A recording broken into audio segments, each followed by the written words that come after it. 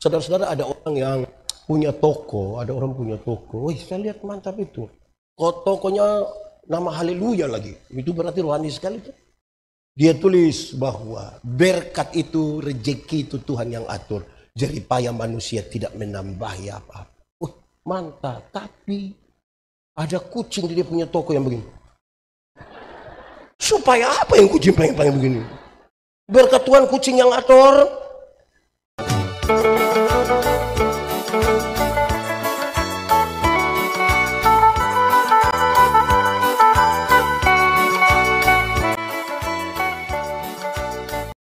Saudara-saudara, mari kita berdoa. Ya Tuhan Allah, kami mohon kepadamu, kuatkanlah dan teguhkanlah iman kami, supaya waktu kami belajar firman Tuhan, biarlah ini menjadi waktu paling baik bagi kami. Kami berdoa, Tuhan jauhkan semua pengoda pencobaan, biar dalam nama-Mu kami belajar firman Tuhan. Kami rindu pada firman-Mu. Berfirmanlah bagi kami Tuhan, di dalam nama Yesus firman yang hidup itu kami berdoa. Amin. Amin. Saudara-saudara, tema kita hari ini yang diberikan kepada saya, temanya bertambah teguh dalam iman dan pelayanan bagi semua. Bertambah teguh dalam iman dan pelayanan bagi semua. Ayat yang mendasarinya dari Kolose pasal 2 ayat 7, dan karena itu saya ajak kita buka Alkitab. Kolose pasal 2 ayat 7, yang sudah dapat katakan amin. Amin, betul? Separuh tidak buka juga amin. Itu tipu itu dia bilang. Karena hanya ada satu ayat, mari kita baca sama-sama. Kolose pasal 2 ayat 7, 1, 2, 3. Hendaklah kamu berakar di dalam Dia dan dibangun di atas Dia. Hendaklah kamu bertambah teguh dalam iman yang telah diajarkan kepadamu, dan hendaklah hatimu melimpah dengan syukur. Demikian firman Tuhan. Berbahagia setiap orang yang mendengar firman, memelihara dan melakukan dalam hidup setiap hari. Shalom. Sekali lagi lebih kuat. Shalom. Berkhotbah di kira-kira jam 4:30 sore. Apalagi ada yang tadi tidak sempat istirahat kan? Itu masalah besar bagi yang berkhotbah dan bagi yang mendengar. Karena itu mohon maaf sekali, mungkin saya meragukan saudara-saudara punya anggukan kepala. Karena mengangguk itu ada dua. Pertama kalau tutup mata sambil mengangguk dengan tempo tetap, itu tanda masuk itu dalam itu. Tapi kalau tutup mata mengangguk dengan tempo yang berubah, turunnya agak lambat dan naiknya cepat-cepat. Jadi kalau dia begini, oh itu tidak masuk itu keluar itu. Jadi mari kita berdoa bersama-sama saudara-saudara, supaya kita bisa melewati masa sukar sulit ini dengan anggukan dengan tempo tetap. Amin. Baik, saya mau bilang pada saudara hal-hal ini berkaitan dengan tema ini. Saya mulai mengatakan begini. Kekristenan itu bertingkat-tingkat. Dan kita bisa ukur kita di tingkat keberapa. Ada 3 tingkat. Berapa tingkat? 1. Kekristenan itu tingkat paling dasar adalah beragama tetapi tidak beriman. Sama-sama 1, 2, 3. Beragama tapi tidak beriman. Orang beragama tapi tidak beriman itu untuk baptis dia sudah baptis. Untuk sidi dia sudah sidi. Untuk pelayanan dia sudah penatua 4 periode. Itu luar biasa itu. Simbol-simbol agama kuat sekali. Rantai salib mantaplah. Tapi beriman belum tentu. Kenapa saudara-saudara? Agama di Indonesia diatur dalam struktur berbangsa dan bernegara. Semua orang harus beragama, kan di KTP harus tulis agama apa. Mau jadi guru mesti beragama, mau jadi tentara mesti beragama, mau jadi anggota dewan mesti beragama. Semua orang menjadi beragama, beriman belum tentu. Nah, bagaimana pendeta bisa bilang begitu? Saya tanya kita dulu, kita takut setan atau setan takut kita? Kita takut setan atau setan takut kita? Yakin? Berarti perang lawan setan, setan kalah atau kita kalah? Yakin? Awas dia dengar. Saudara-saudara, ada banyak orang mengaku setan takut, tapi belum tentu karena Dia juga takut sendiri. Saya di mana-mana saya bilang, kalau tangan kanan gatal artinya yakin. Lalu saudara kasih tinggal tanah Toraja untuk kerja di Jakarta bikin apa? Tinggal di kampung sana garuk-garuk begini genuang datang. Kalau tangan kanan gatal artinya dapat uang, maka orang Koreng itu pasti kaya raya. Pasti kaya raya. Karena bukan tangan kanan yang gatal, semua gatal habis itu. Alkitab kasih tahu, satu-satunya cara untuk dapat berkat adalah kerja. Apa? Kerja bukan bagatal, kerja supaya dapat berkat. Saudara tahu, Indonesia ini cukup maju, apalagi Jakarta tuh. Kita bawa materi di mana-mana, habis dorong yang pendeta Yandi kita foto-foto dulu, boleh kita foto-foto. Pas kita mau foto, ada yang dari belakang, jangan 3 orang, jangan 3 orang. Kalau foto 3 orang nanti, yang foto yang mati, yang di tengah mati. Calon gubernur kalau ada 3, tinggal kita lihat mau yang mana, mati dia. Bayangkan di Jakarta masih ada percaya begitu. Tidak lagi. Saya lihat saudara ragu-ragu sendiri. Beragama tapi beriman belum tentu. Kami besar di kampung saudara. Di kampung itu menarik. Kalau keluar dari rumah jalan agak jauh. Terus tiba-tiba rasa BAB. Buat apa kira-kira? Oh masih ada juga. Ambil batu berapa? Ambil batu berapa? Yakin kalau batu 3 menyelesaikan persoalan? Di gereja ini ada toilet atau tidak? Kenapa tidak taruh batu di situ? Ini zaman maju begini, orang beragama semua, beriman semua ini. Katanya begitu, tapi belum tentu. Saudara-saudara, ada orang yang punya toko, ada orang punya toko. Wih, saya lihat mantap itu. Kok tokonya nama haleluya lagi. Itu berarti rohani sekali tuh. Dia tulis bahwa berkat itu, rezeki itu Tuhan yang atur. Jeripaya manusia tidak menambahi apa-apa. Mantap, tapi ada kucing di dia punya toko yang begini. Supaya apa yang kucing pengen begini? Berkat Tuhan kucing yang atur. Nah, saudara lihat, saya hanya kasih beberapa contoh. Apalagi kalau kita hidup di banyak tempat, di pedalaman misalnya. Kalau di Jakarta masih ada begitu, apalagi di pedalaman lagi. Ada banyak yang kita percaya yang aneh-aneh di sana. Dan kita merasa itu sudah selesai. Beragama tapi belum tentu itu kelas pertama. Kelas kedua, bertobat tapi tidak berbuah. Sama-sama 1, 2, 3. Bertobat tapi tidak. Orang yang bertobat tapi tidak berbuah itu untuk tipu dia tidak tipu lagi. Rajin gereja sudah sangat rajin. Untuk mabuk tidak lagi. Judi lagi tidak. Tapi karena tidak berbuah, dia hanya bercerita tentang masa lalu. Dikasih kesempatan, kasih kesaksian, dia bangun di sini, dia bilang, waktu tahun 1970, pindah lagi dia ulang lagi, waktu tahun 1970, pindah lagi dia ulang lagi, waktu tahun 1970. Lama-lama pas dia bangun, orang-orang baku korek, 1970. Dia hanya bercerita tentang masa lalu. Lihat anak-anak pimpin pujian begini menyanyi bagus-bagus. Sebentar kita tanya, Bapak, anak-anak tadi bagaimana? So bagus. Tapi kami dulu. Habis yang kami sekarang. Bertobat tapi tidak berbuah. Akhirnya hanya bercerita tentang masa. Jadi kita hidup ini untuk masa lalu atau masa depan? Tuhan Allah cipta manusia itu ada leher yang sedikit lentur untuk sesekali beginilah. Sesekali lihat masa lalu. Tapi jangan jalan begini terus begini.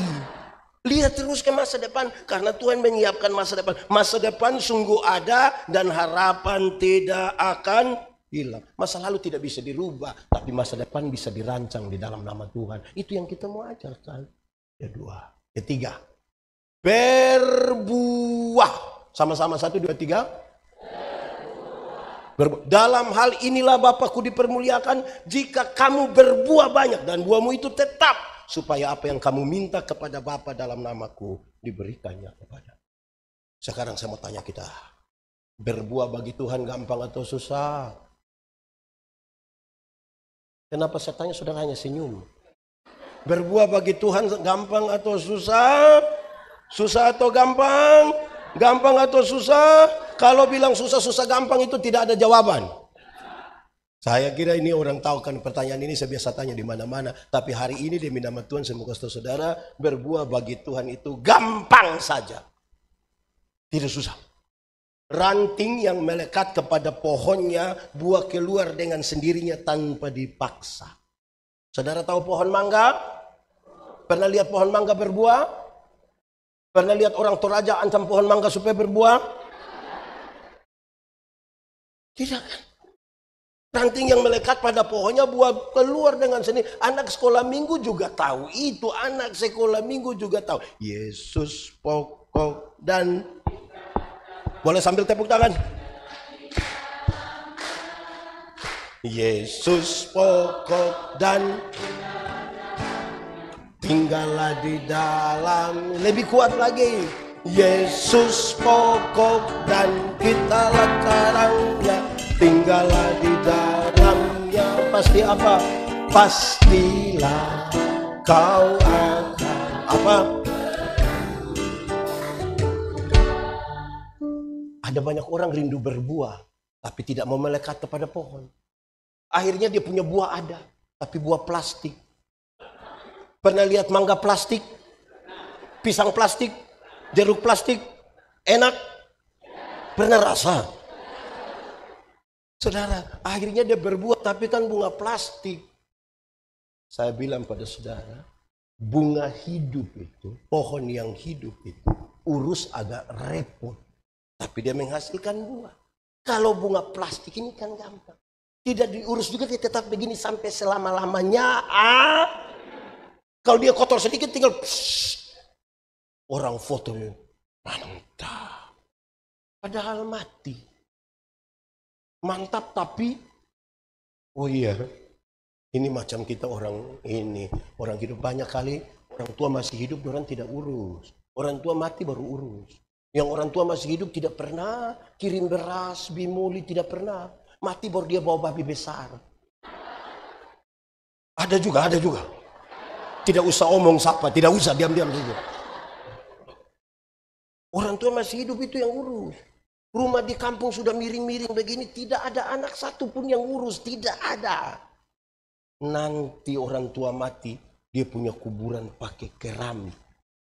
Gambar Tuhan Yesus dan tulis Immanuel.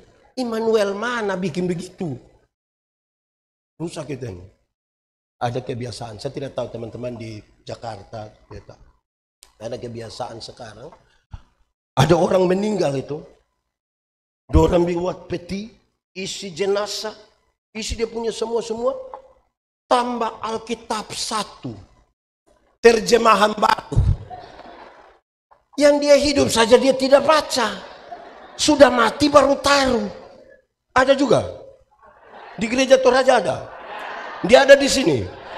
Faham apa dia? Jangan masuk di situ, nanti bikin rusak ini. Beragama tapi tidak ada iman. Lalu bagaimana sekarang kita mau bilang bertumbuh iman? Tidak ada apa yang bertumbuh. Anak sekolah minggu tahu, anak sekolah minggu sudah tahu itu. Anak yang sekolah SD, SMP saja tahu. Bagian-bagian pohon yang mencari sari-sari makanan dia punya nama. Dari akar dikirim ke mana? Ke daun. Lewat di daun ada proses apa?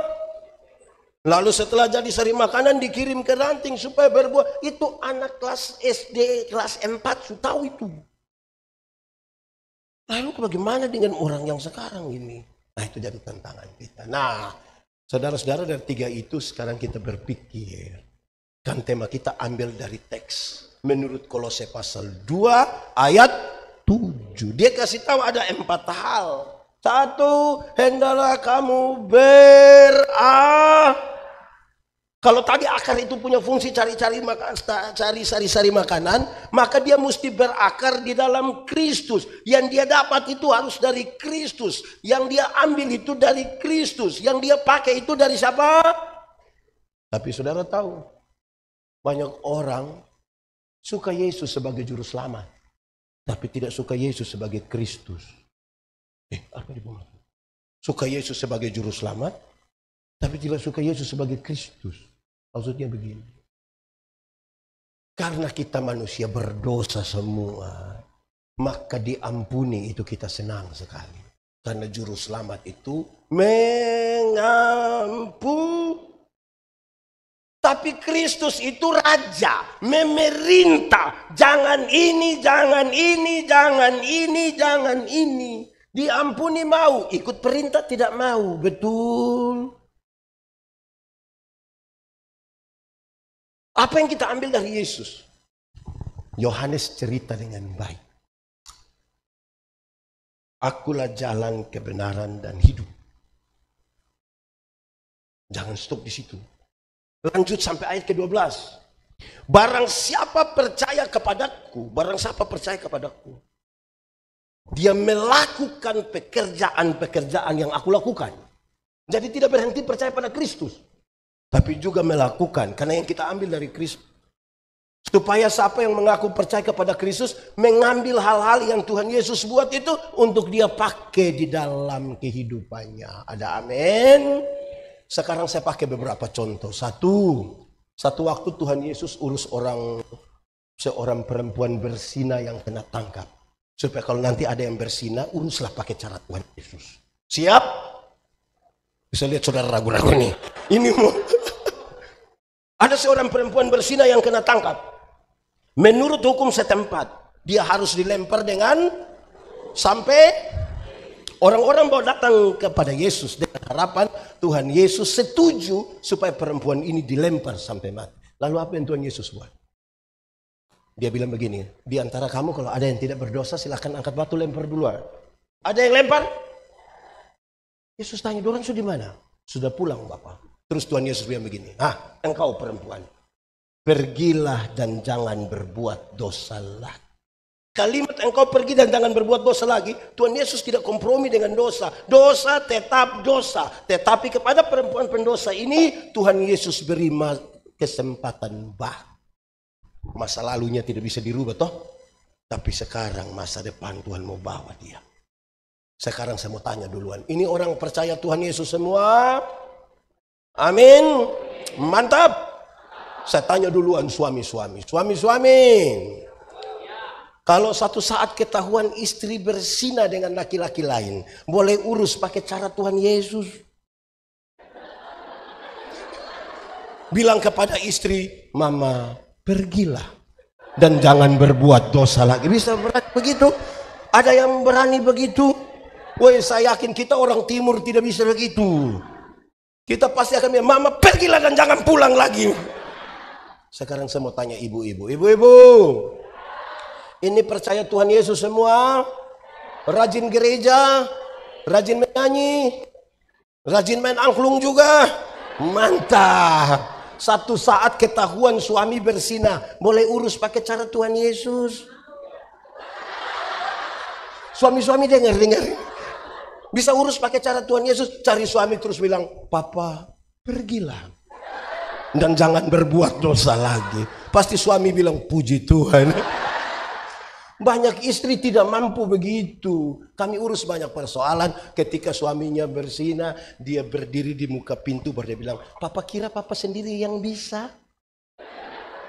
Jangan lihat mami umur 40 tahun begini Papa, tapi berapa yang kecewa. Wah, ini kalau cara urus begini tidak bisa. Apa yang bisa kita ambil? Kan yang kita berakar ini kan cari-cari toh.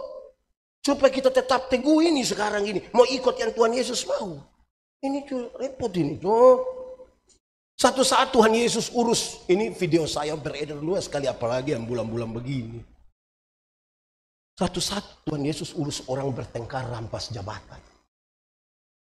Murid-murid sementara bertengkar, siapa terbesar di antara mereka? Yakobus bilang dia, Petrus bilang dia, Andreas bilang dia. Tuhan Yesus tidak marah. Jabatan itu kebutuhan. Prosesnya menjadi penting. Tuhan Yesus ambil satu anak kecil, taruh di antara mereka. Terus Tuhan Yesus bilang, barang siapa mau menjadi yang terbesar di antara kamu, hendaklah dia menjadi yang terkecil. Selesai. Terus saya lanjut, saya bilang begini. Saya ingat tahun 2009 saya ketua Panwaslu. Saya bikin begini ketua Panwaslu ini. Saya juga heran. Datang 1-2 caleg bilang ke saya, bilang, makasih Ibu. 1-2 caleg datang ke saya bilang begini.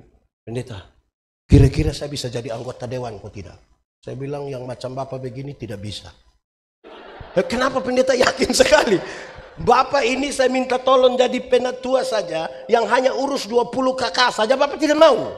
Tapi Bapak mau urus kami semua, saya yakin tidak jadi. Habis pemilu ternyata dia tidak terpilih. Dia cari saya dengan pendeta. Yo, ternyata pendeta mulut panas betul. Saya bilang ini bukan soal mulut panas. Anda yang tidak terbiasa setia pada perkara-perkara kecil. Firman Tuhan bilang, kalau engkau setia pada perkara-perkara kecil, kepadamu dianugerahkan perkara yang anugerah. Itu berarti duduk diam-diam dia kasih. Bukan mau pemilu baru cari saya kasih bilang, kita dua saudara. Saudara apa muka beda? Tidak bisa begitu. Jadi mulailah dari perkara-perkara. Diminta jadi penatua, dia akan maju. Amin kok. Di sini bersedia semua jadi penatua diaken? Tidak bersedia tapi kepingin jadi bupati di sana. Tidak bisa. Mulai dulu dari perkara-perkara kecil. Itu kok. Saudara-saudara, suatu saat Tuhan Yesus ajar orang tentang sebuah kesenjangan sosial. Ini menarik. Karena kalimat yang Tuhan Yesus pakai itu luar biasa. Dia bilang, nanti kalau ada orang menampar pipimu yang satu, berikan juga pipimu yang lain. Gereja Toraja ada yang bisa begitu? Saya taruh dia di sini berbilang, pendeta mohon maaf ini lagi bisa? Apa sih maksud Tuhan Yesus begitu? Tuhan Yesus mau ajar begini. Kalau ada orang menampar pipimu yang kanan, dia akan pakai dua cara. Pertama dia akan pakai tangan kiri. Tradisi Yahudi mengatakan, tangan kiri hanya boleh dipakai untuk pegang barang yang haram. Atau menampar pipi kanan akan pakai punggung tangan kanan. Tradisi Yahudi bilang punggung tangan kanan itu hanya boleh dipakai oleh para tuan untuk menampar budak-budaknya. Sekarang Tuhan Yesus kasih tahu. Nanti kalau ada orang menampar pipimu yang ini, menganggap engkau haram atau engkau budak, berikanlah pipi kiri. Supaya dia mau mengangkat tangan kanan. Di situ dia tahu bahwa di hadapan Tuhan kita sah. Itu persoalan berat dalam hidup. Kenapa? Tempat-tempat di mana perjuangan kemanusiaan itu penting, di situ justru pelecehan terhadap kemanusiaan dimulai di situ. Satu, rumah. Kami di kampung apalagi, di kota mungkin sudah tidak lagi. Kami di kampung. Kita tanya, Bapak, anak-anak berapa? 4 orang pendeta. Durang sudah kerja di mana? Puji Tuhan anak 4 orang, terus yang 3 sudah jadi manusia.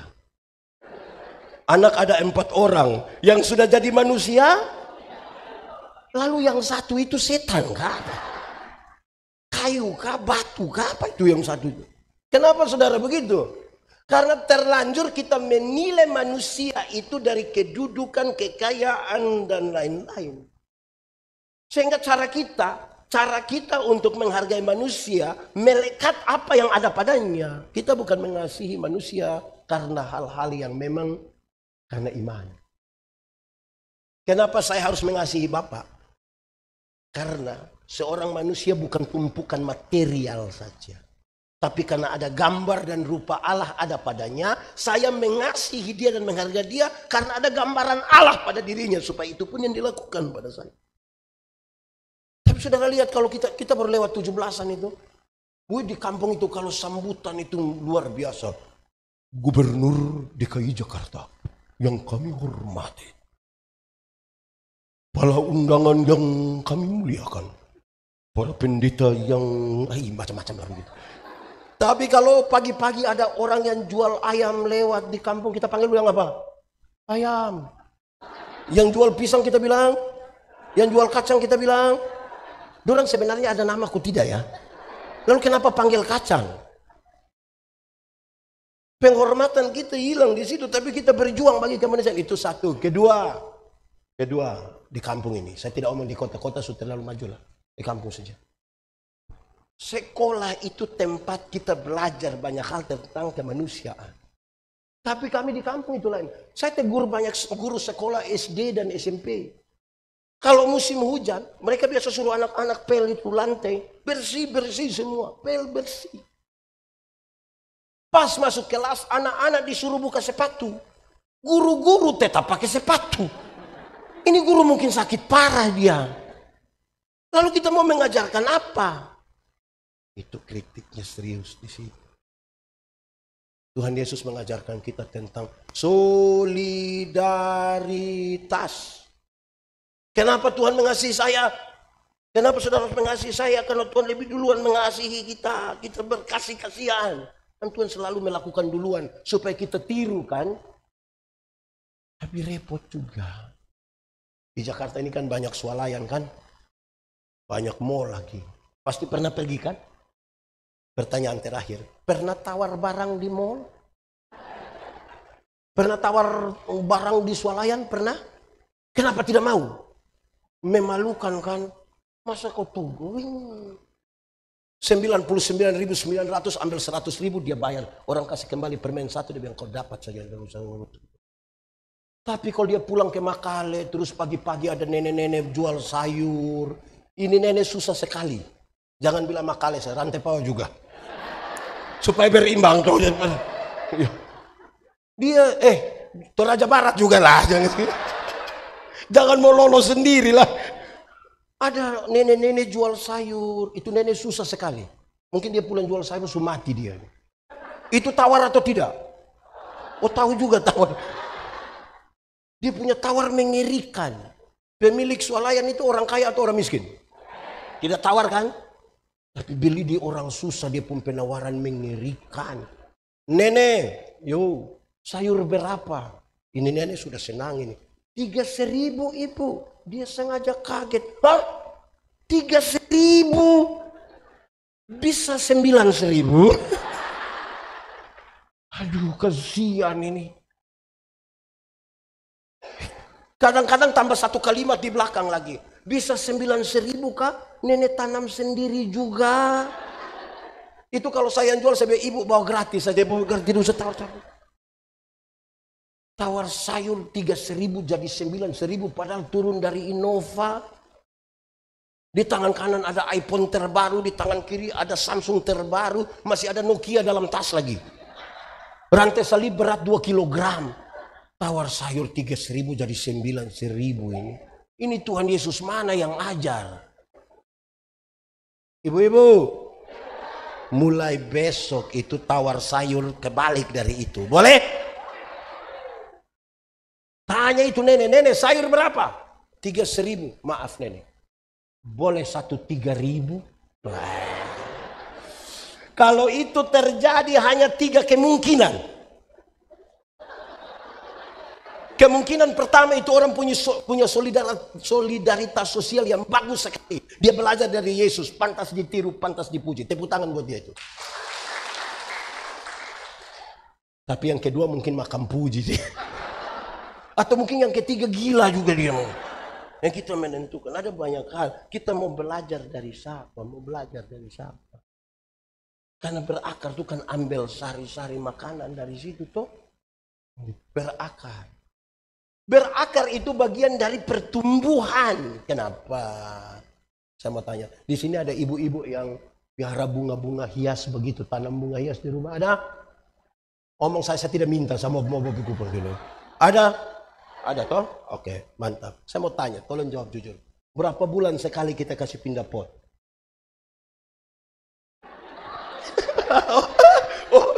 Bunga plastik juga. Tapi coba juga, rata-rata berapa lama kita kasih pindah satu pot ya? Oke, 6 bulan ada? Ada bisa 9 bulan, ada bisa 1 tahun kan? Teorinya gampang. Kalau tiap minggu kasih pindah pot, besok itu bunga mati. Karena dia belum berakar, kita kasih pindah. Kapan dia berakar? Amin. Beruntung gereja Toraja ini. Tepuk tangan dulu ke gereja Toraja. Karena jemaat di sini bertumbuh, berbuah. Sudah orang Toraja lagi, berbahasa Toraja lagi, gereja di gereja Toraja lagi. Mantap toh? Dia pasti bertumbuh di gereja Toraja. Tapi ada orang lain, bukan orang Toraja. Dia suka pindah-pindah gereja. Ini minggu di gereja ini, besok di situ. Apalagi kalau ada makan lagi. Wah, repot. Untung di gereja Toraja ada juga. Nah ini ya. Saudara kalau mau bertumbuh, mesti ambil keputusan di pot mana. Di pot mana mau bertumbuh? Kalau tidak mati. Alkitab bicara tentang mati. Mati. Itu bukan berarti putus napas saja. Tuhan Allah bilang, Adam, kamu di mana? Tuhan tanya begitu bukan karena Tuhan tidak tahu Adam ada di mana. Tuhan tahu kok tidak? Sudah tahu kenapa tanya? Adam, kamu di mana? Untung Adam tidak bilang, kamu nanya. Oh itu Adam mati. Itu Adam langsung mati itu. Kamu di mana? Kami di sini Tuhan. Buat apa di situ? Kami sembunyi Tuhan. Kenapa kami sembunyi? Kami telanjang Tuhan. Kenapa kamu telanjang? Kamu luasin dulu. Kenapa kamu memutuskan hubungan dengan saya? Ada masalah apa sih? Setelah kesal, di luar. Tinggal di luar Firdaus ada makanan, ada pakaian. Tapi tinggal di luar Firdaus berarti mereka tinggal di luar dari inti kehidupan. Mati. Bernapas tapi mati. Pendeta-pendeta ini kalau mau kubur orang mati, kami di gereja kami, gemit tata ibadahnya itu, kalau peti sudah taruh di dalam kubur pendeta-pendeta bilang, saudara-saudara, kita akan memakamkan jenazah ini. Sambil percaya pada kata-kata Tuhan Yesus.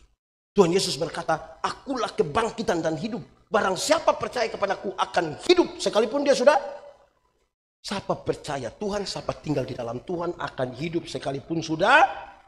Tapi siapa yang di luar Tuhan, yang tidak percaya Tuhan, sekalipun dia ada hidup-hidup. Sesungguhnya dia sudah. Oke, saudara jawab takut-takut. Sesungguhnya dia sudah. Orang Toraja di gereja Toraja Keramat ini hidup semua.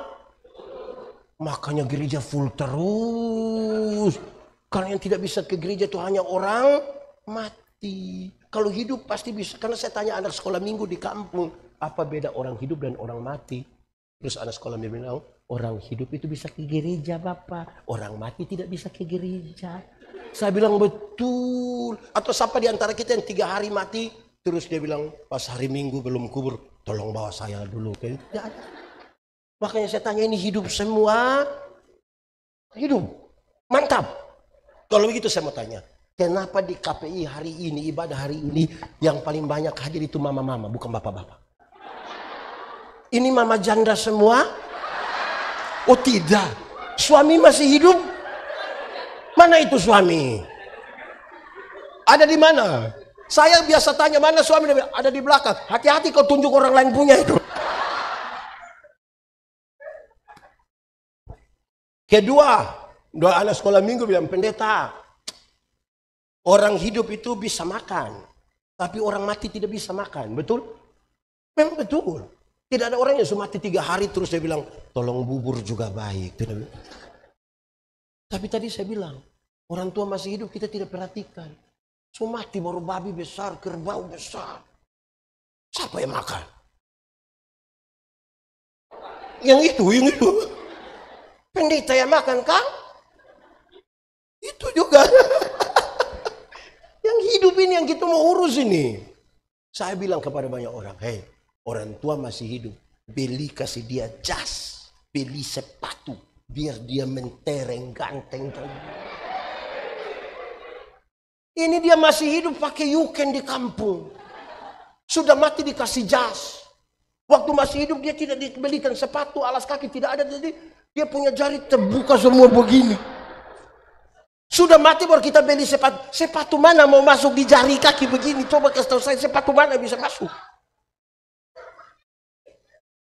Akhirnya itu sepatu kan tidak bisa dipakai begitu, dikasih sandal saja. Baru ada harga lagi di dia punya. Mengerikan itu. Gitu. Ketiga anak sekolah minggu yang Bapak, orang hidup itu Bapak bisa bicara, bisa omong-omong. Tapi orang mati tidak bisa bicara, betul? Memang betul. Tidak ada orang mati bisa bicara. Kalau orang mati bisa bicara, pasti waktu dia mati, kita mau ganti pakai jas itu. Pasti waktu kita buka-buka dia punya baju, pas sampai sini dia bilang, "Woi!" Tapi kan dia tidak bisa. Tapi saya keliling banyak tempat, ada 1-2 jemaat datang yang begini. Pendeta, yo, tadi malam nenek ada datang. Jadi saya tanya siapa punya nenek yang datang-datang malam. Kita punya nenek pendeta. Nenek tinggal di mana? Waktu itu nenek tinggal di sini. Sekarang nenek sudah mati. Saya tanya dulu, orang mati bisa bicara atau tidak? Bisa atau tidak? Lalu yang tadi malam datang itu siapapun nenek. Baru kita tanya, itu nenek datang kasih tahu apa? Nenek datang kasih tahu nomor togel. Nenek tukang judi begini nih. Masih ada di sini tukang isi togel.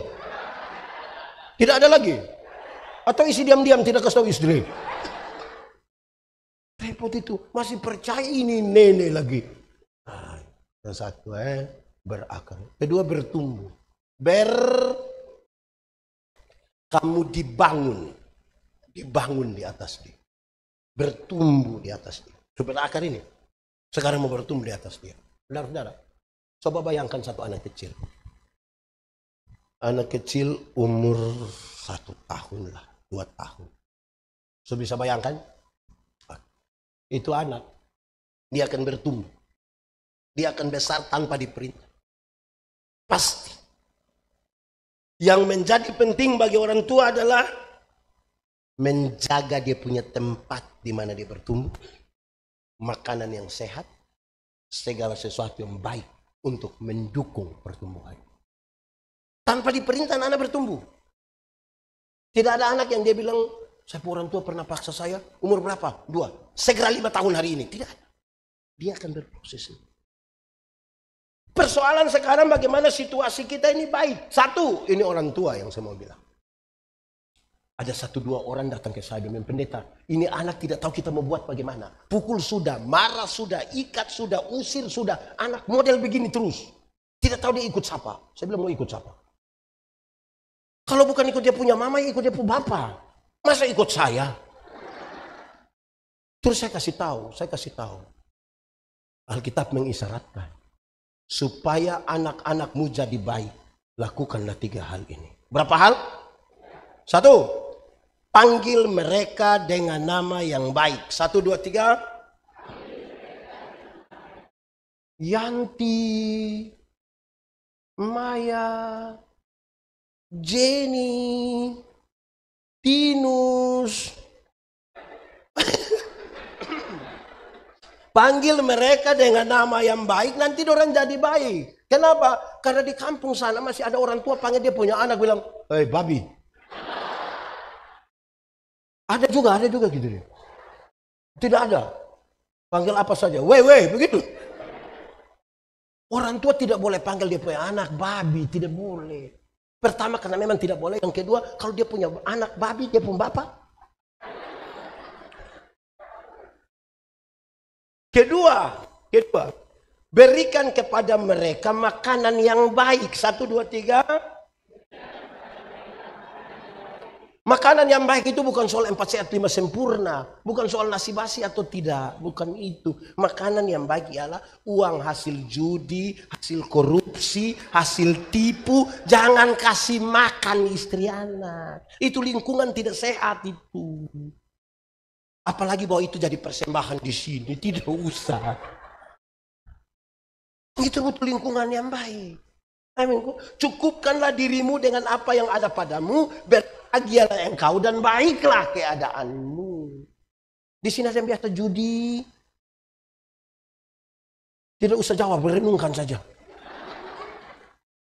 Hasil tipu, jangan. Itu anak tidak bertumbuh dan baik itu, jangan. Kan kita sayang orang tuh. Janganlah.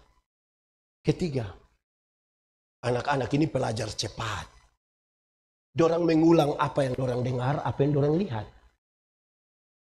Papa pukul mama, kita melahirkan satu anak laki-laki yang anggap remeh perempuan. Sembunyi di balik budaya patriarki. Dia gampang-gampang saja, kau perempuan. Di sini ada. Suami-suami yang biasa pukul istri di sini ada. Saya balik saja di pertanyaan. Ibu-ibu yang biasa kena pukul dari suami, coba angkat tangan. Jangan. Berani angkat tangan, kena pukul ulang aja. Kan anak-anak melihat kan. Dia melihat. Kita melahirkan seorang anak perempuan yang takut melihat laki-laki. Kan tiap hari dia lihat pengalaman hidupnya. Papa itu seenaknya saja. Ada orang tua agak aneh sedikit. Tidak mau dia punya anak merokok. Tapi dia bilang, Simon, bakar memang buat papa. Jadi Simon datang setengah. Tapi cita-citanya tidak boleh merokok. Bagaimana? Ini lingkungan ini penting kok. Kalau mama biasa maki, di sini ibu-ibu biasa maki atau tidak? Diam kalau lama begini. Jawab lama itu bisa saja itu. Anak maki, ibu maki, anak maki. Papa mabok, anak mabok. Mau apa lagi? Dulu lihat tiap hari. Aman? Saya lihat saudara mulai tidak aman ini. Kan mau bertumbuh ini. Kalau bapak mama tukang tipu, anak pasti kasihan itu petugas-petugas koperasi itu. Kena tipu terus dulu nanti Pak. Baru papa minta anaknya, kasih tahu bilang papa mama ada keluar. Dia itu anak, oh ternyata. Karena anak-anak pelajar cepat, lakukanlah pagi-pagi, malam-malam, ajak istri, ajak anak-anak ibadah. Kenapa nonton film Korea bisa, ibadah tidak bisa? Ibadah baik kok tidak? Anak-anak akan terbiasa deh ibadah tuh. Tapi ada tantangan. Ibadah tuh memang bagus, tapi tantangannya hari pertama bisa, hari kedua bisa, hari ketiga bisa, hari keempat bisa. Masuk hari kelima, papa bilang, mama, coba mama dengan anak-anak, teh papa pun pinggang bagaimana begitu. Hari keenam, mama bilang, coba kita lepas anak-anak sendiri. Hari ketujuh bubar itu ibadah. Dia butuh komitmen yang lebih sedikit, komitmen. Aduh, ada bapak-bapak ini yang waktu COVID kemarin kan, jemaat bilang, pendeta, walaupun kita sudah sepakat supaya imam dalam keluarga yaitu bapak-bapak yang akan memimpin ibadah di rumah, tapi karena kami bukan pendeta, tolong dong itu khotbah itu pendeta buat bagi biar kami berkhotbah. Oke, siap bagi. Wah, bapak-bapak juga siap. Anak-anak sudah duduk duluan. Istri juga tinggal bapak saja. Bapak sudah nekat ini hari akan pimpin. Pakai jas Toraja. Pas dia keluar kan anak-anak agak kaget lihat anak-anak sama istri bilang, woi, tersinggung dia punya bapak. Sudah kami ibadah, saya tidak ibadah lagi, tersinggung. Ada bapak-bapak yang tukang tersinggung begitu? Ada di sini. Coba tunjuk. Ya itu kita punya masalah. Jadi lingkungan yang baik itu penting. Rumah, kejujuran itu ada di rumah. Kejujuran ada di rumah. Saudara-saudara kalau mau tahu kami pendeta-pendeta ini baik atau tidak, jangan tunggu waktu kami berkhotbah, itu baik semua. Coba tinggal di rumah, coba sama-sama yang gitu. Jelas sekali. Wih, kan itu rumah. Ya tuh ibu-ibu.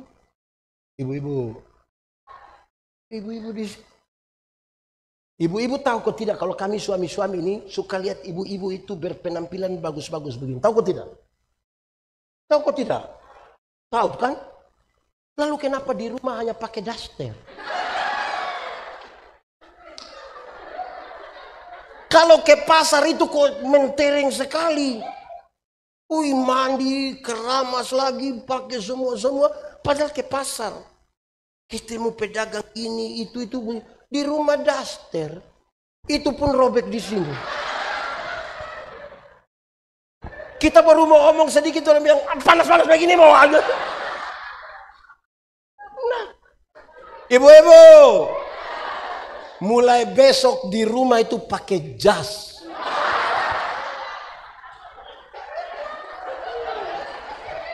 Nanti ke pasar baru pakai daster. Itu langsung terus ke rumah sakit sudah. Maksudnya tolong konsisten sedikit tuh dengan lingkungan ini. Nah itu serius bagi kita tuh. Hal-hal sederhana saudara. Kalau kita tidak biasakan di satu lingkungan, bagaimana? Nanti lebih banyak pencitraan. Kalau banyak pencitraan, panggilannya enak sekali papi. Mami, itu panggilan. Isinya setan.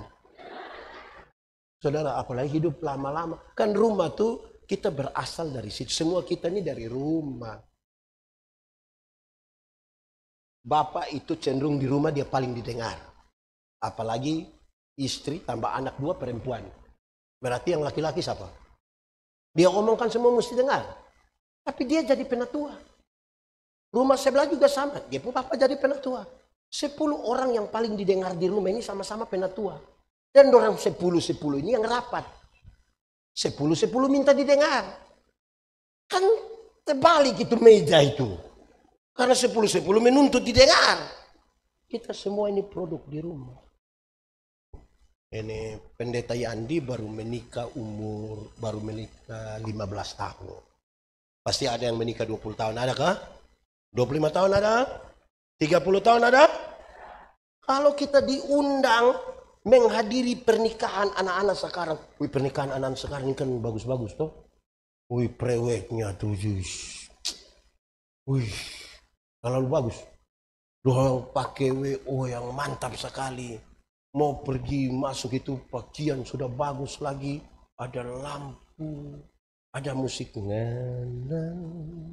Wih, romantis. Ada petasan. Wih, luar biasa. Terus sambil mereka berdansa begitu. Yang MC bilang, wedding kiss. Yang laki-laki. Kami yang sunika 15, 20, 25, 30 ke atas. Waktu lihat dorang dua romantis begitu, kami hanya bilang begini.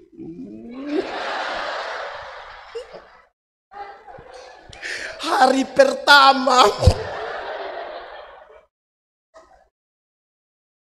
Sudah 5 tahun jangan coba-coba wedding. Itu tinggal dia punya petasan. Itu mempengaruhi kondisi. Betul kok tidak? Jujur saja. Baju boleh seragam, hati belum tentu. Biar saudara masuk pesta seragam baru selamat sore semua. Wedding. Itu kami hanya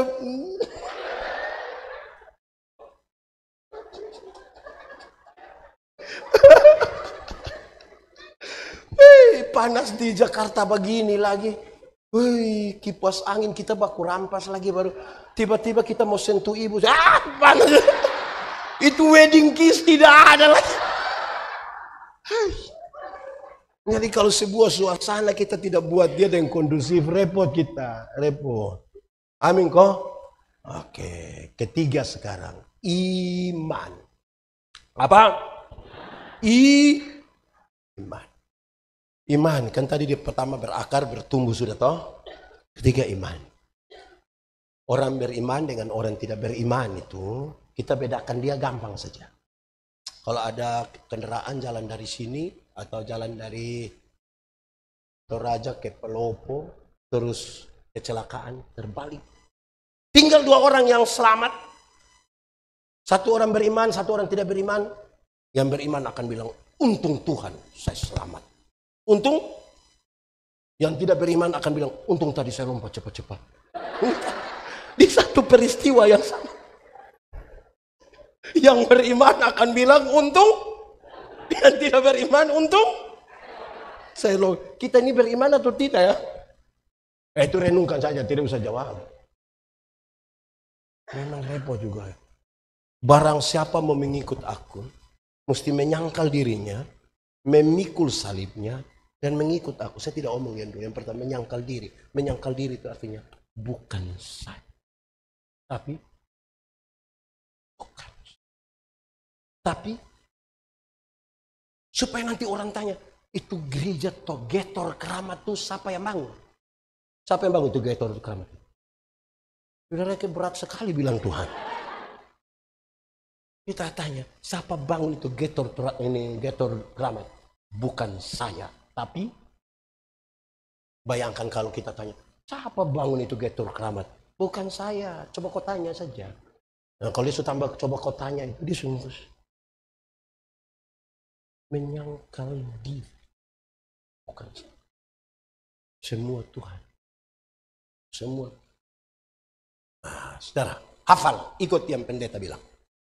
Iman ialah dasar dari segala sesuatu yang kita harapkan dan bukti dari segala sesuatu yang tidak kita lihat.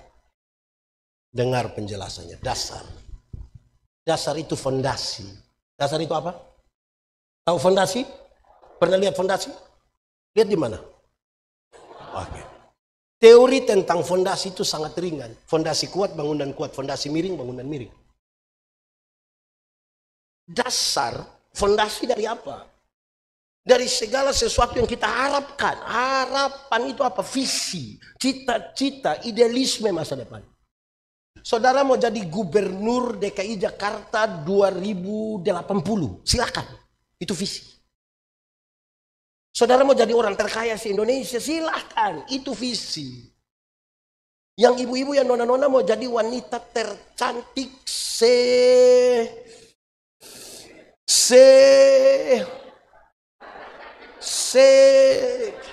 CRT, silakan. Itu cita-cita. Yang membedakan kita adalah di atas dasar apa kita membangun cita-cita itu. Karena orang tidak beriman pun, dia kepingin menjadi gubernur DKI Jakarta periode 2080. Dia juga kepingin menjadi orang terkaya di Indonesia. Dan kalau dia perempuan, dia juga kepingin menjadi wanita tercantik mantap. Yang membedakan kita adalah dasarnya. Terus dia lanjut. Dan bukti dari yang kelihatan atau tidak kelihatan. Lihat atau tidak lihat? Tidak lihat. Bagaimana menjelaskan? Arsitek itu, tahu arsitek? Arsitek itu waktu dia mau bangun, mau gambar sebuah bangunan, dia taruh dulu di punya kepala. Berapa lantai? Tangga di mana? Pintu di mana? Jendela di mana? Kamar ada berapa? Dia taruh dulu di kepalanya. Kelihatan atau tidak kelihatan? Dari tidak kelihatan itu dia mulai gambar di satu kertas. Kelihatan atau tidak? Mulai kelihatan. Setelah jadi gambaran itu, orang mulai bekerja. Setelah gedung yang bagus itu sudah berdiri, kan banyak orang foto-foto di situ.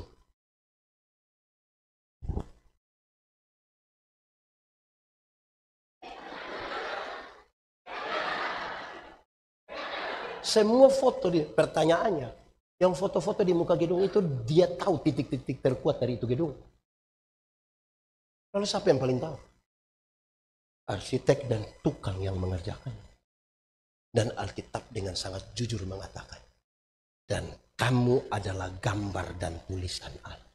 Kekuatan-kekuatan kita itu Tuhan tahu. Kelemahan-kelemahan kita itu Tuhan tahu. Saudara, satu waktu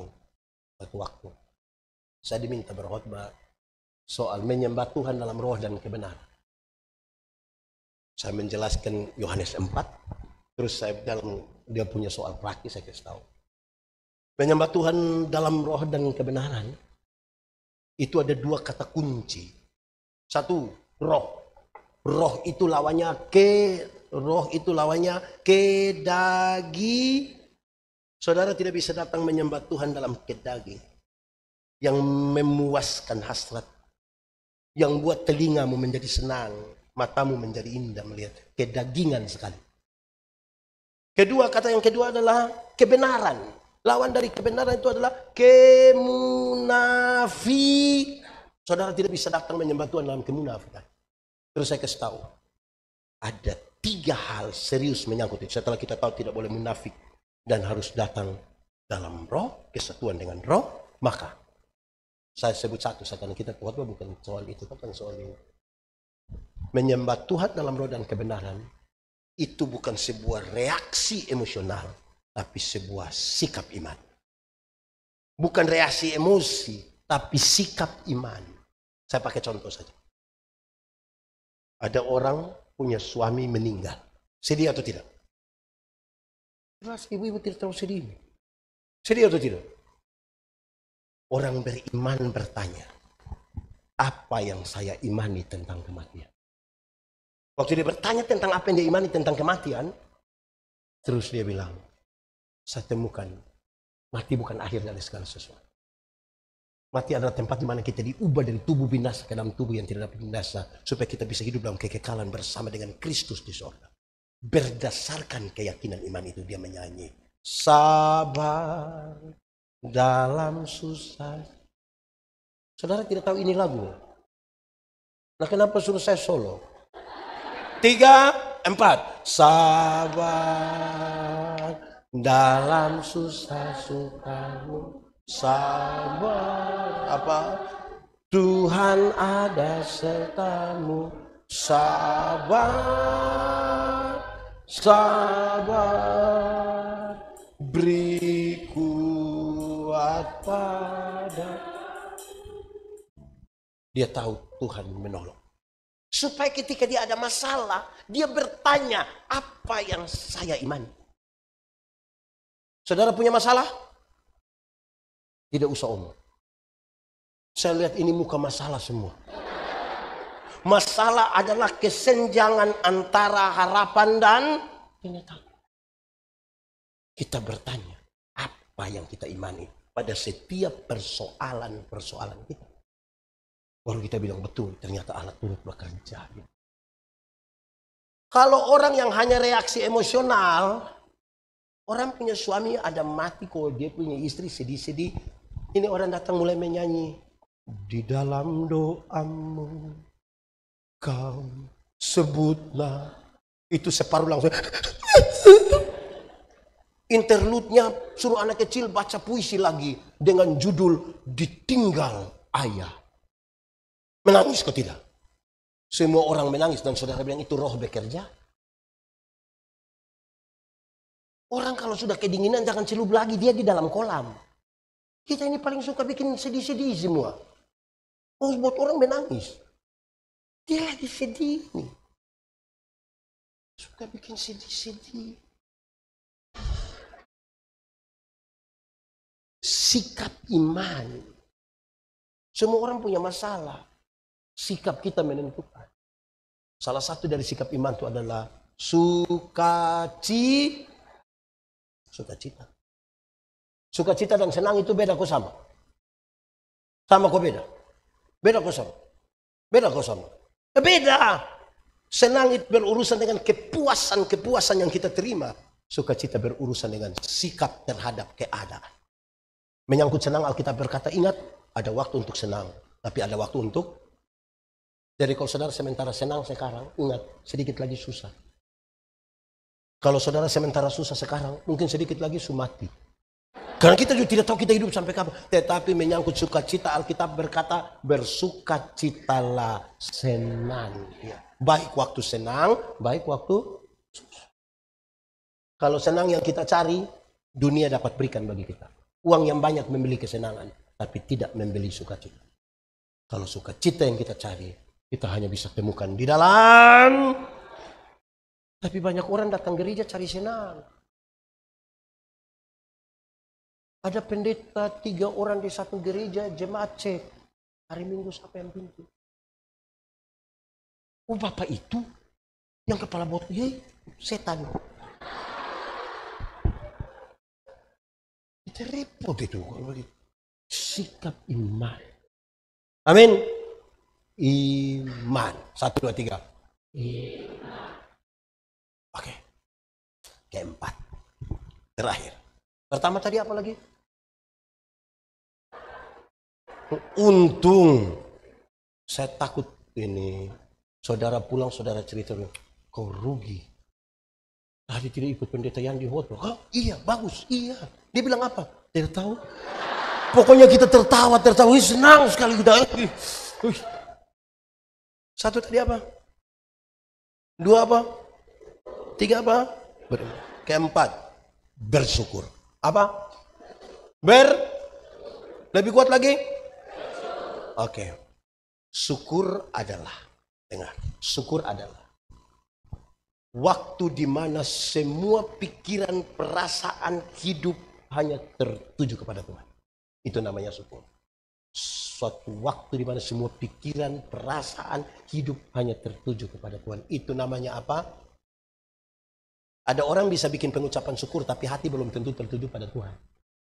Ada banyak orang ikut ibadah syukur, hati belum tertuju pada Tuhan.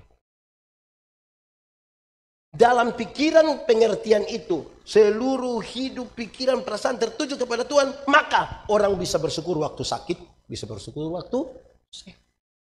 Orang bisa bersyukur waktu susah, orang bersyukur waktu senang. Di segala tempat dia bisa bersyukur. Syukur adalah cara terbaik menikmati hidup. Syukur itu cara terbaik menikmati hidup. Hati manusia lebih luas dari isi dunia. Artinya ini dunia ini mau diisi semua ke hati manusia tetap kurang. Karena manusia selalu diisi dengan tidak puas. Hanya syukur yang bisa mengisi. Kita jalan kaki, kita berdoa, Tuhan kasih sepeda satu. Tuhan kasih sepeda satu. Naik 2-3 bulan dia berdoa lagi, Tuhan naik sepeda memang enak tapi tanjakan kepala. Itu buat betis ini sama besar dengan paha. Jadi engkau punya mau? Kalau boleh motor satu. Tuhan kasih motor satu. Naik 2-3 bulan dia berdoa lagi. 5-6 bulan dia doa, Tuhan naik motor memang enak. Tapi saya punya istri berat 80. Anak 3 orang baru montok-montok semua. Setiap kali motor bunyi, orang 4-4 mau naik satu motor. Motor bawa masalah baru dalam kami punya rumah tangga. Jadi engkau punya mau apa lagi? Kalau bisa mobil satu, Tuhan satu. Tuhan kasih mobil satu. Naik 1 tahun dia berdoa lagi. Tuhan naik mobil memang enak. Tapi anak perempuan yang pertama sudah kawin dengan orang dari Kepulauan Seribu. Masa mau ke Pulau Seribu pakai oto? Jadi engkau punya mau? Kapal laut satu, Tuhan. Tuhan kasih kapal laut satu. Pergi ke Pulau Seribu. Lihat anak, lihat mantu, lihat cucu. Pulang dia doa lagi, Tuhan memang naik kapal laut sampai sana. Tapi gelombang. Apalagi kami di Toraja tidak ada laut, Tuhan. Jadi kau punya mau? Helikopter satu. Tidak salah juga minta. Tapi ingat. Sikap terhadap berkat lebih penting dari berkat-berkat itu. Banyak orang punya mata tertuju kepada berkat dan bukan kepada sumber berkat. Ada orang ini yang hidupnya hanya mengeluh saja. Di gereja Toraja ini ada. Yang ketemu semua orang dia hanya begini. Wah, hidup ini terlalu susah. Engkau mati sudah, sudah terlalu susah. Sepertinya Tuhan tidak pernah memihak, tidak pernah memberkati dia. Hidupannya kayak apa yang terlalu susah? Bersyukur.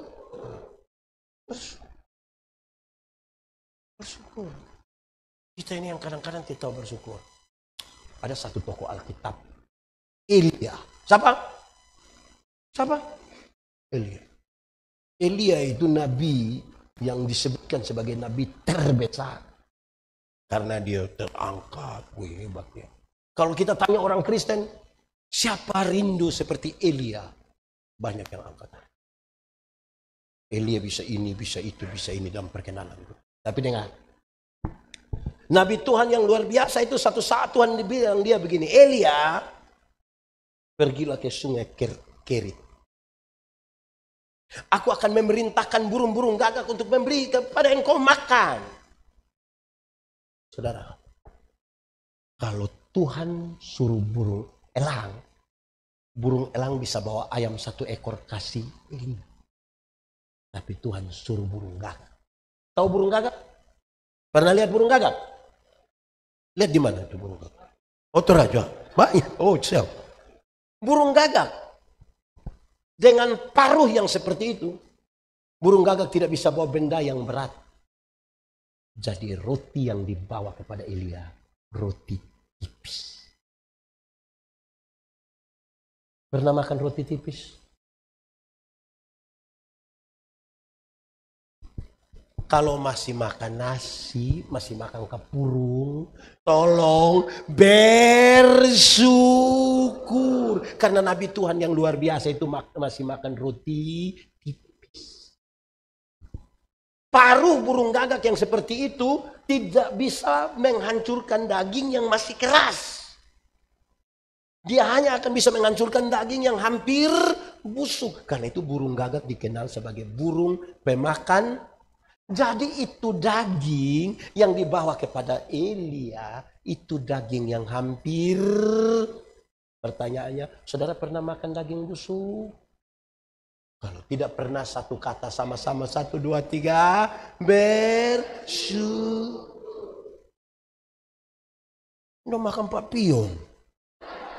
Tapi mengeluh terus.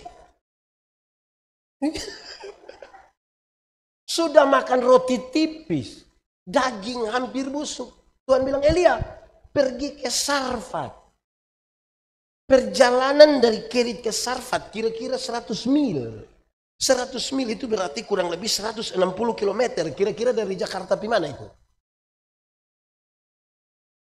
Jakarta Palopo? Jakarta gimana itu? Ya. Oh, Toraja Parepare. 160. Koma, jalan kaki. Jemaat. Jemaat tinggal 2. Jemaat. Pernah jalan kaki 160 km? Ini naik oto, metik lagi. Sampai-sampai kaki kiri tidak ada fungsi. Karena dia hanya kaki kiri yang begini-begini saja. Karena itu satu kata sama-sama jauh-jauh 160 km pergi ke sana ketemu siapa? Janda. Coba kalau janda muda dan kaya, jangankan Elia, saya mau.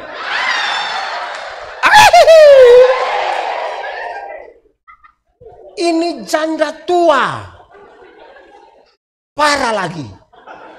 Yang ada padanya hanya sedikit tepung dan sedikit.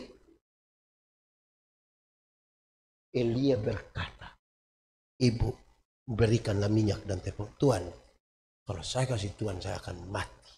Ibu kasih saja. Waktu dia kasih, Elia bicara begini, saya pakai bahasa saya. Ibu punya masalah. Hujan mau turun besok atau 1 bulan lagi atau 1 tahun lagi atau 2 tahun atau 10 tahun lagi, itu bukan soal. Tapi saya mau kasih tahu ibu, penyertaan Tuhan sempurna atasmu sampai kapan hujan itu turun. Bersyukur. Dulu masih kos itu, karena kuliah, uang tinggal 50.000. Masih ajak teman makan di kos. Rasa berlimpah sekali. Sekarang uang ada 20 juta, tanggal anak mau sekolah kasih keluar 7 juta, tinggal 13. Mengeluh seolah-olah dunia sudah.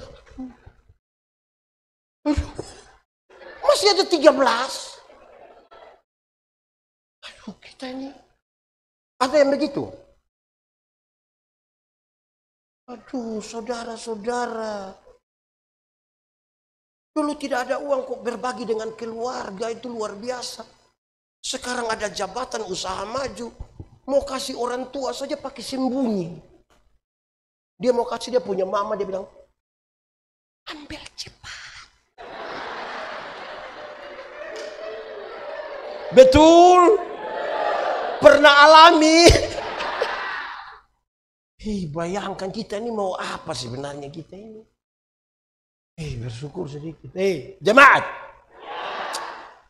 Saya bicara di Kota Membagu, di mana? Di Perigi Motong. Saya bilang, jemaat, jangan takut dengan pemeliharaan Tuhan bagi hidupmu. Kamu mesti bersyukur. Dan takut. Kami pendeta-pendeta hidup dalam pemeliharaan Tuhan melalui persembahan jemaat. Kami hidup.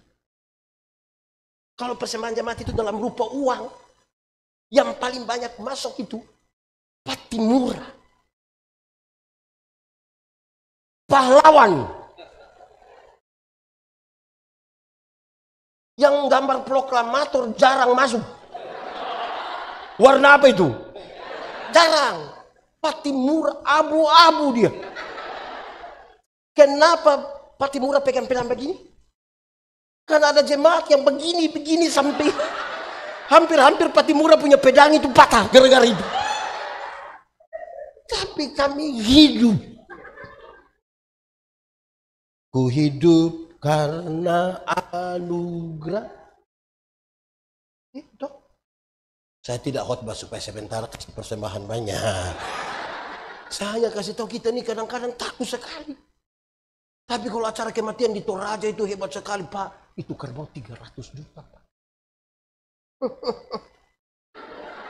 Itu masih ada 13 di kandang, Pak. Gaya dia. Saudara-saudara, hidup sedikit dalam syukur itu. Bersyukur, bersyukurlah, bersyukur karena kasih setiamu. Ku sembah dan ku sembah selama hidupku.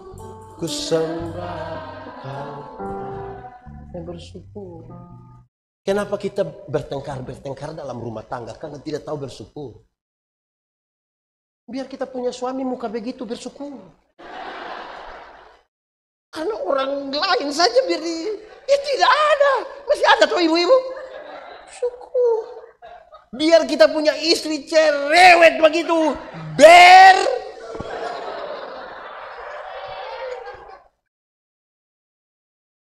Terima toh. Karena kita pernah ambil keputusan soal dia toh. Kasih tinggal mantan-mantan semua yuk kita ambil keputusan. Iya. Bahkan babi yang tidak tahu apa-apa saya ikut mati gara-gara kita punya keputusan. Bersyukur. Iya toh. Bersyukur. Jaga. Aman toh. Syukur. Dia bersyukur.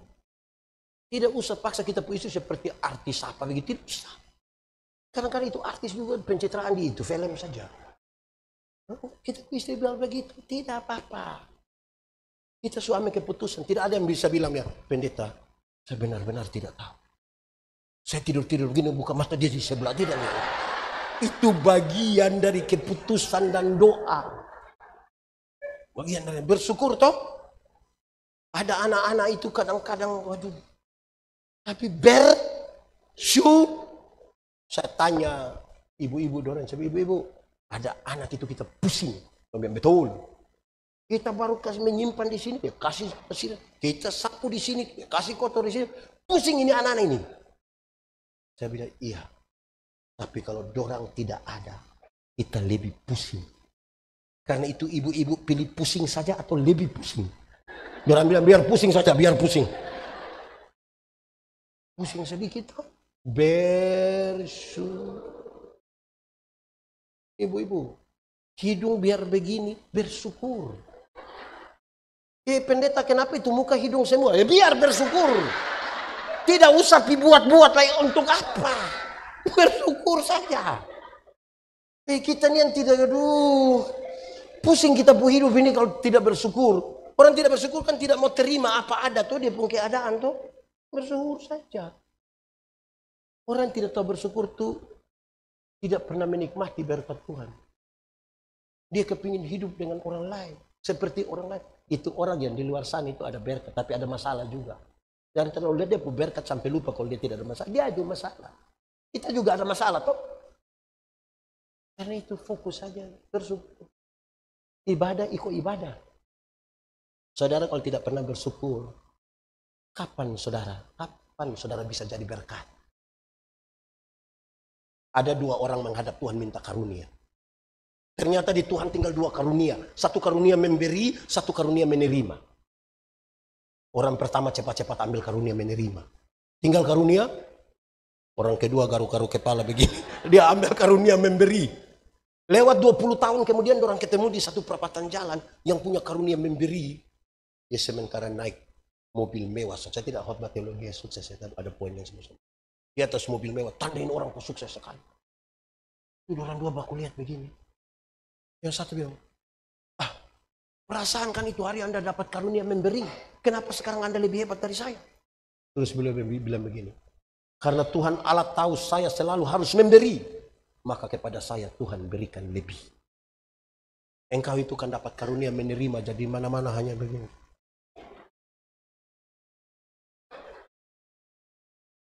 Saya tidak tahu di Gator ini lebih banyak karunia apa. Tidak usah ngomong.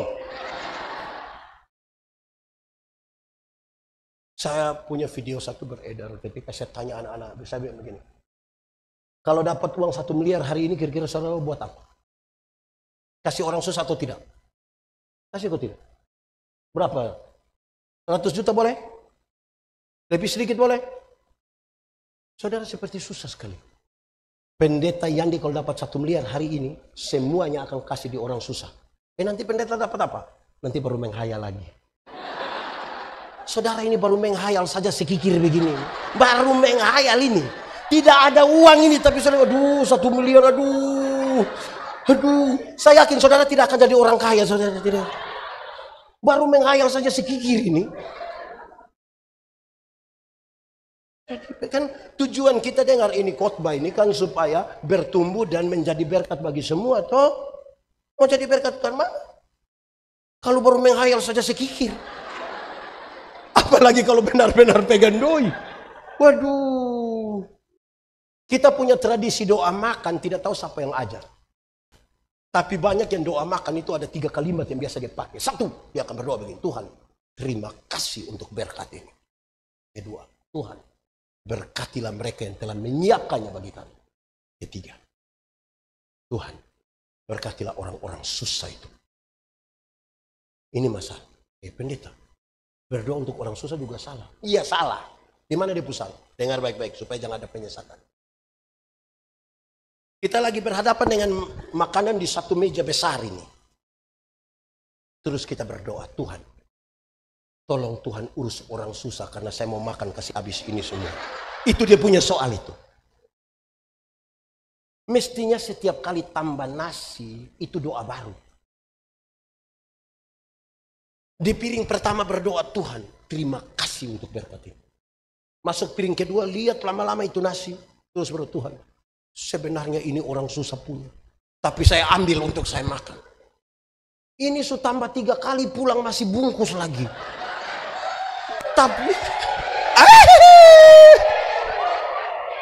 Tapi berdoa untuk Tuhan urus orang susah. Aduh. Di setiap berkat yang Tuhan kasih kita itu ada orang lain punya. Jangan ambil semua. Nanti orang ada tidur sore, kita ada susah sekali pakai training lari keliling Jakarta. Tidak akan turun itu badan. Bagi-bagi. Bersyukur.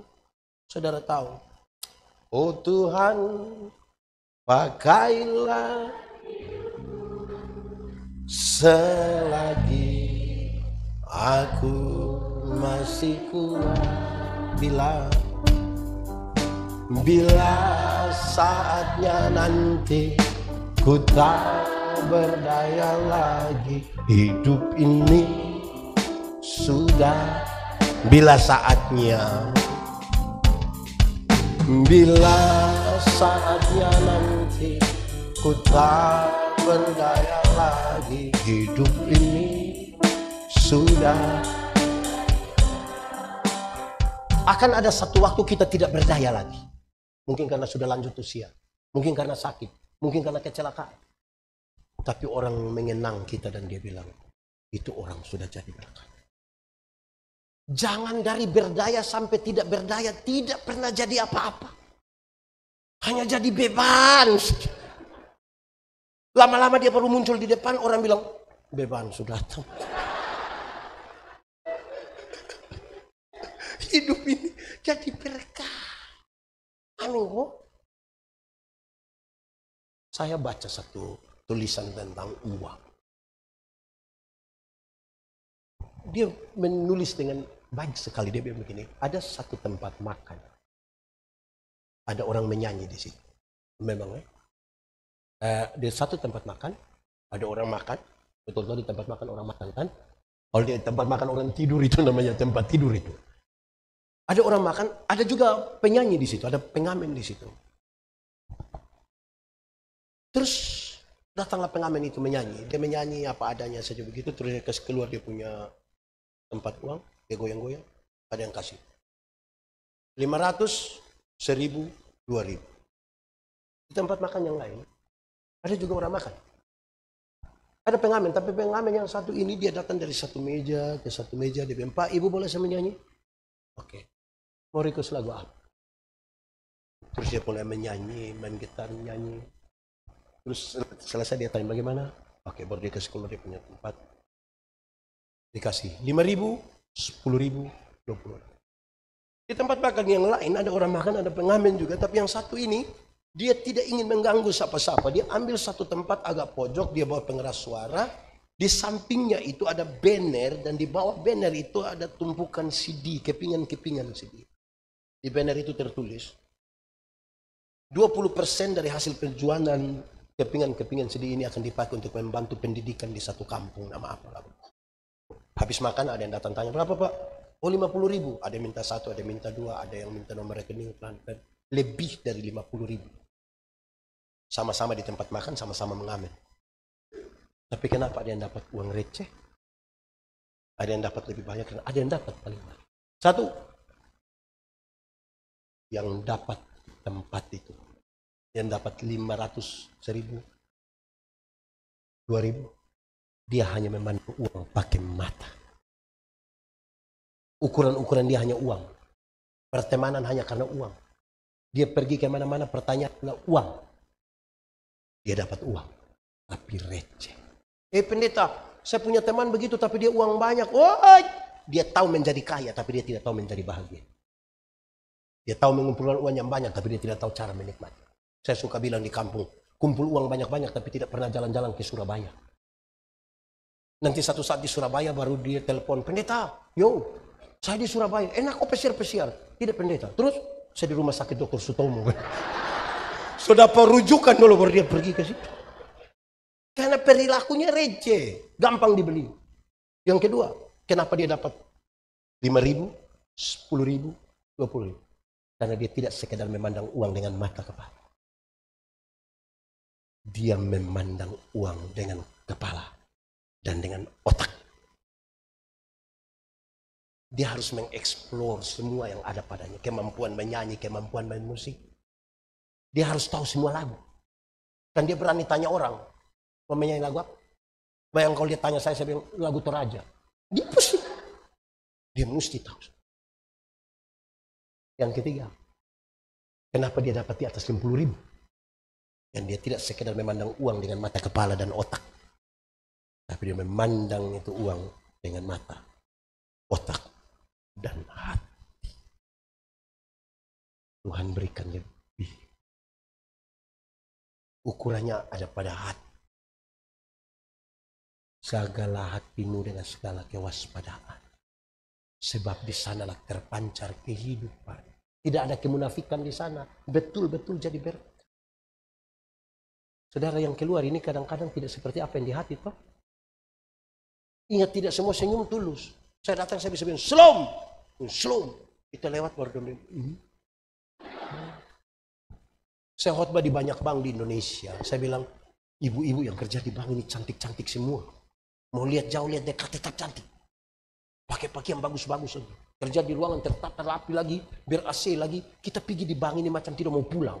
Macam mau lihat-lihat terus dorang begini.